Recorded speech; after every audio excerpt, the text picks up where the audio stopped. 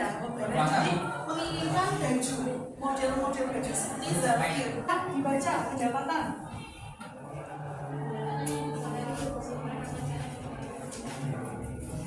Nah, pendapatan seseorang itu kalau pendapatan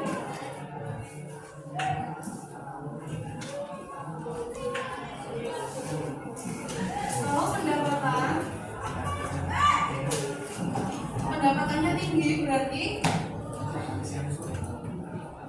apa? Jumlah barang yang diminta semakin bertambah atau permintaan bertambah. Sebaliknya kalau pendapatannya menurun maka permintaannya juga ikut turun. Tahu ya tentang ini? Ya. Mas, boleh sapa Mas? Nanti saja didengarkan dulu ya. Terus selanjutnya apa yang ketiga?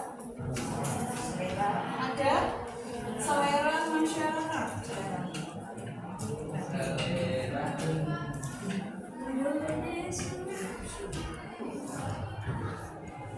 Jadi selera masyarakat ya. Mbak namamu siapa Mbak?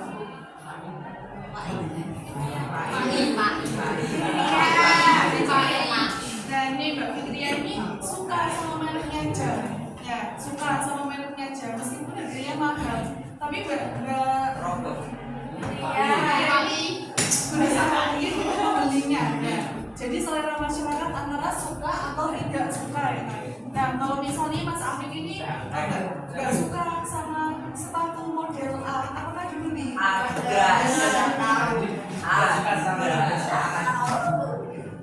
nggak suka sama sesama jenis? Iya benar. Ini suka ya, suka atau tidak suka?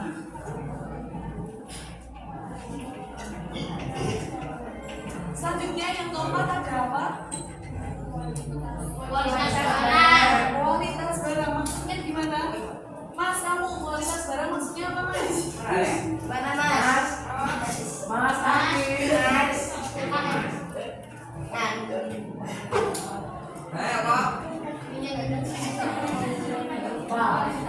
Kualitas barang. Apa itu loh? Bisa nih.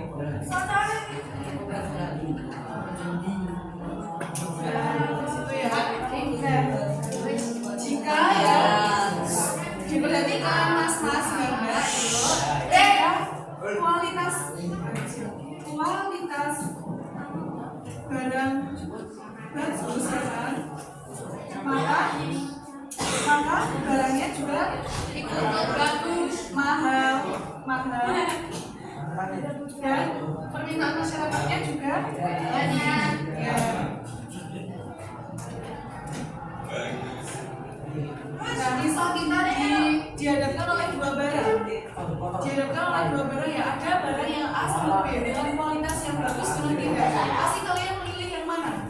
Yang bagus meskipun harganya mahal. Alasannya apa ya? Biar awet tahan lama ya kan. Terus ada apa lagi? Yang ketiga barang lain. Ya, maksudnya apa? Bayar pojok harga barang lain.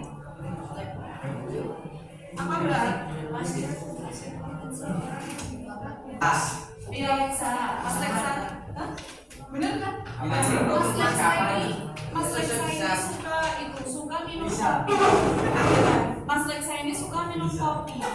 Tetapi karena kopinya mahal, kemudian Mas Lexa ini beralih kepada teh yang lebih murah. Bisa dipahami? Ya bisa ya kan. Contohnya lagi kayak pokoknya pengen makan gandum, karena gandumnya mahal maka beralihnya kepada apa? Nasi, jagung, ya ketela. Terus yang keenam ada apa? Jumlah penduduk, maksudnya sebelahnya Mas Lexa siapa? Dibaca Mas, jumlah penduduk.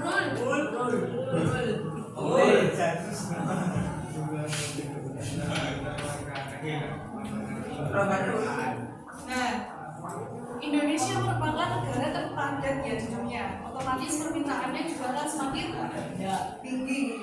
Ya, semakin tinggi. Contohnya kayak kebutuhan makanan pokok. Nah, jangan dilupakan. Nah, tegak gitu biar semangat. Nah, misal ya kan, penduduknya kan besar, banyak. Ya, besar dan banyak. Otomatis permintaannya terhadap nasi apa? Juga akan semakin banyak. Mas, semangat yuk. Terus yang ketujuh adalah ramalan.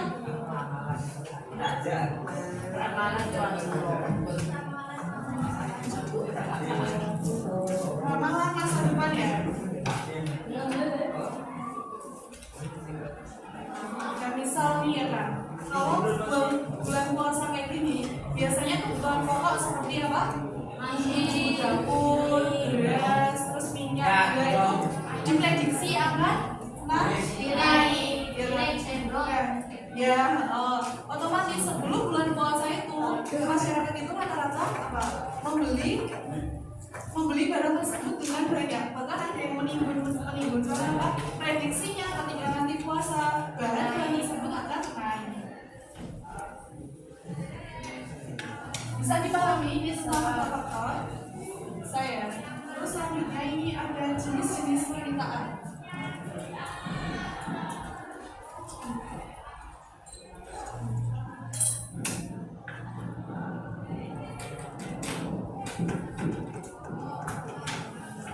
Yang pertama ada apa? Berdasarkan daya beli.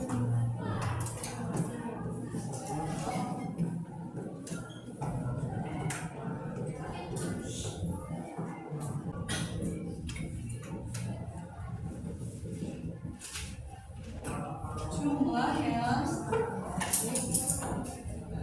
melakukan permintaan. Ya, ini permintaan individu ya, permintaan seseorang terhadap barang berjasa untuk memenuhi kebutuhan hidupnya. Yang kedua permintaan pasar, yaitu permintaan yang dilakukan oleh masyarakat pada umumnya. Nah, kita selanjutnya baca tentang buku permintaan.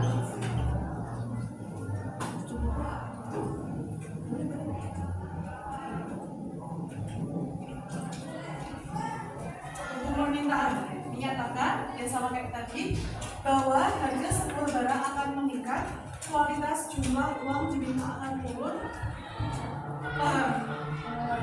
Ketika jumlah barangnya sedikit, maka ketika harganya tinggi ya kan, ketika harganya di sini kan gini, ketika harganya di sini 25.000, maka permintaan terhadap barangnya itu sedikit 0 sampai 10 barang saja.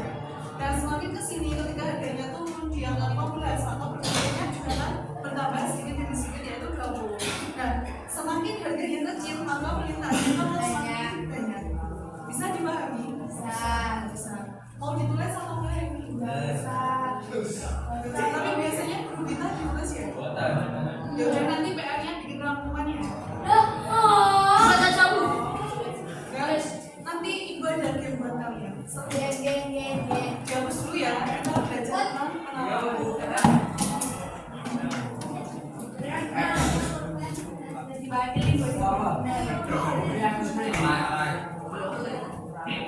Jadi belum dipahami tentang permintaan. Kaji permintaan itu dari siapa? Konsumen meminta kepada semakin tinggi harga barang maka ya permintaannya semakin turun. Tetapi ketika harga barangnya semakin rendah maka naik. apanya yang naik? Permintaannya yang naik. Nyapa bola pas juga deh. Ya nggak apa-apa. Yang pertama ada apa? Adalah Biaya produksi. biaya produksi.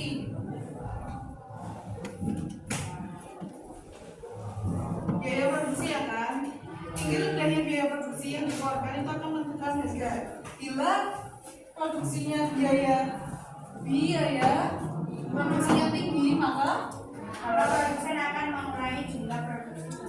ya maka Jumlah barang akan mengurangi jumlah barang itu akan diturunkan oleh produsen.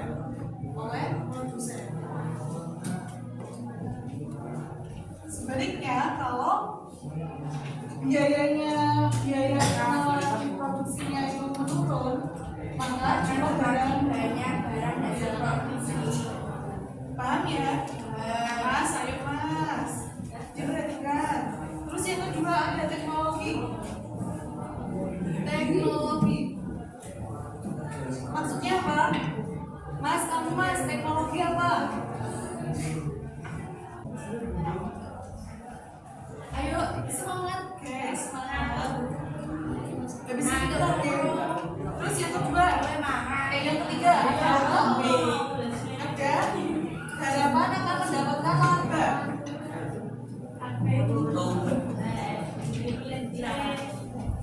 Laba itu apa? Untung ya kan? Atau ya berarti keuntungan. Nah, otomatis yang produsen itu akan ingin mendapatkan keuntungan yang banyak ya dari produsen itu. Mas, ayo mas, ayo mas. Yang tegak gitu loh badannya biar nggak ngantuk. Dan kayak Mas Andika ini loh, namanya yang keempat ini adalah faktor ekonomi.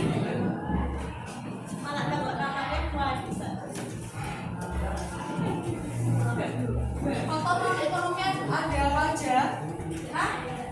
Ada larangan impor, kebijakan pemerintah.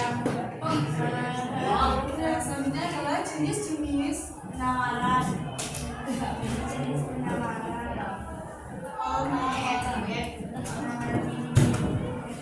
Penawaran individu adalah penawaran yang dilakukan oleh satu orang penjual ya atau produsen. Sedangkan penawaran pasar adalah penjumlahan dari penawaran individu. Jadi kalau penawaran individu itu dilakukan oleh satu orang penjual ya atau produsen. Sedangkan penawaran pasar itu penjumlahan dari penawaran individu. Nah, kita belajar tentang hukum penawaran. Gimana hukum penawaran?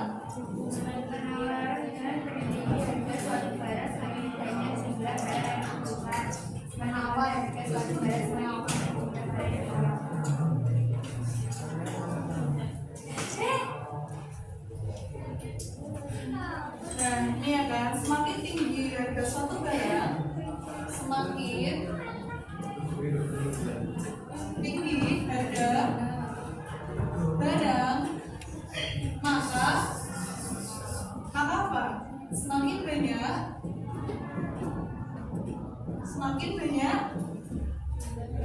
jumlah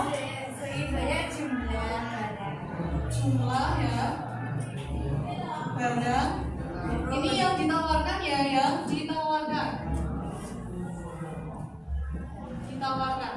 Jadi kalau harganya semakin tinggi maka produsen itu akan berlomba-lomba membuat barang tersebut. Berarti semakin banyak ditawarkan oleh produsen kepada pihak konsumen. Terus sebaliknya semakin rendah ya harga, maka semakin rendah ya harga yang ditawarkan.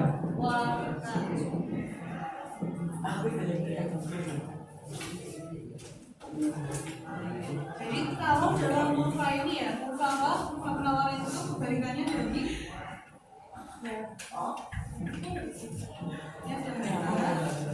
jumlah barang. Jadi kebalikannya, kurvanya itu naiknya gini. Iya, kurvanya naiknya gitu. Ya, saya bentar. 25, 60, 15.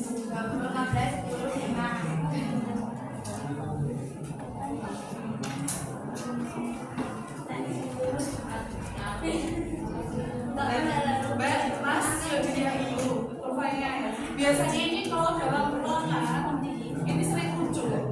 Ya kan? Ini ketika dengan Mas yang depan, kalau ini ya misalnya ini harganya 25.000, maka penawaran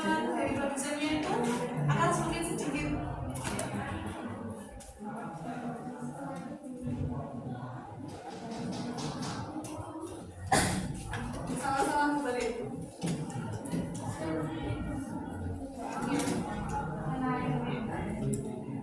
kita ada di bawah sini ya. Ketika harganya 5.000, Mas, kok belum sih? Ketika harganya 5.000,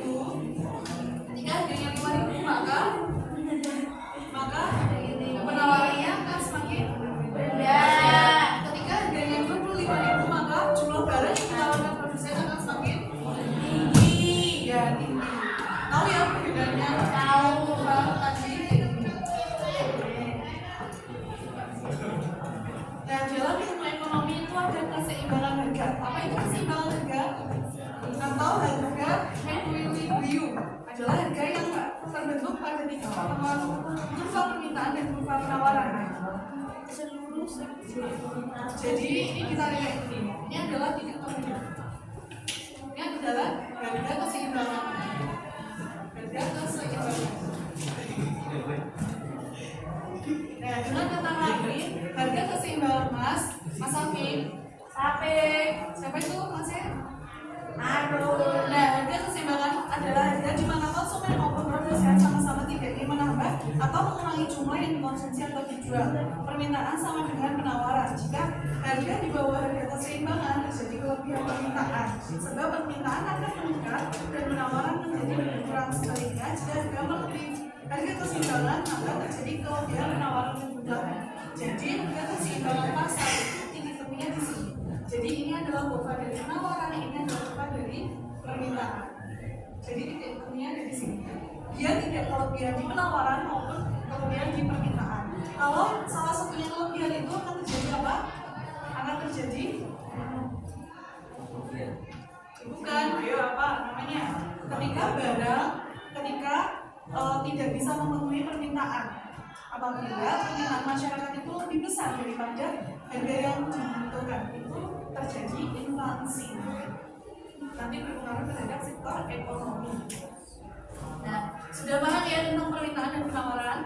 Nanti mbaknya yang ini sampai ke belakang, sama diikuti ini separuh ini 1, 2, 3, 4. Ini gimana? Pindah itu. Ya ini sama ini nanti kelompok 2 di sini dan selebihnya kelompok 3 di sini. Nah, nanti gamenya Ibu akan memberikan soal kepada kalian. Ibu akan membagikan kertas satu ya kan? Nah, jawabannya langsung ditempelkan di sini. Terus kelompok yang paling teman-teman ya kan, mas-mas gambar yang paling banyak jawabannya benar itu yang mana? Bisa dipahami? Pertanyaan yang pertama adalah kurva dari permintaan. Kita di sini kurva permintaan. Iya, ini ya. Saya nggak boleh dibantu, nggak boleh dibantu.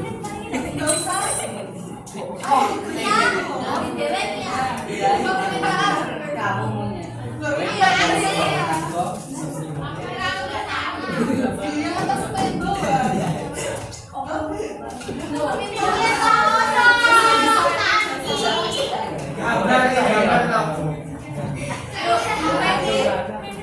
Permintaan gambarnya ya gimana? Gini atau gini?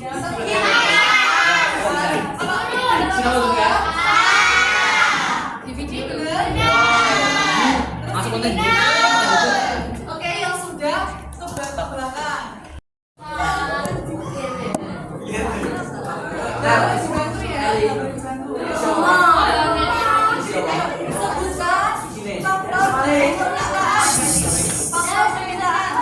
Adik-adik, ya Allah yang ganteng-ganteng nih. Ayo. Faktor dari permintaan. Di video loh. Itu. Dengerin aku aja. Berdiri. Dek, adik. Berdiri. Itu minggu maksudnya ke belakang. Itu minggu. Gambarlah kurva penawaran. Lagi. Kurva penawaran. Itu minggu. Ayo langsung maju di depan. Ayo kurva penawaran. 3. Tutupin dulu. 2. 3. 2. 1.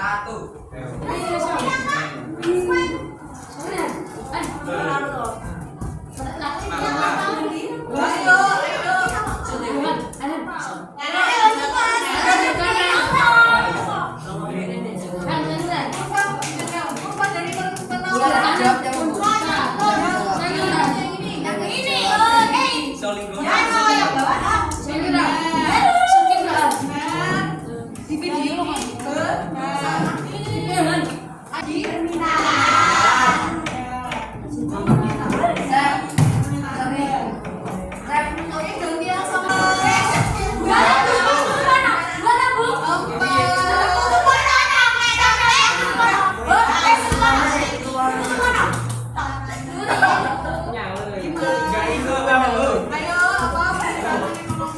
Semua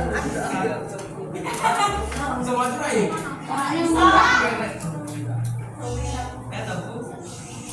Lima, empat, tiga,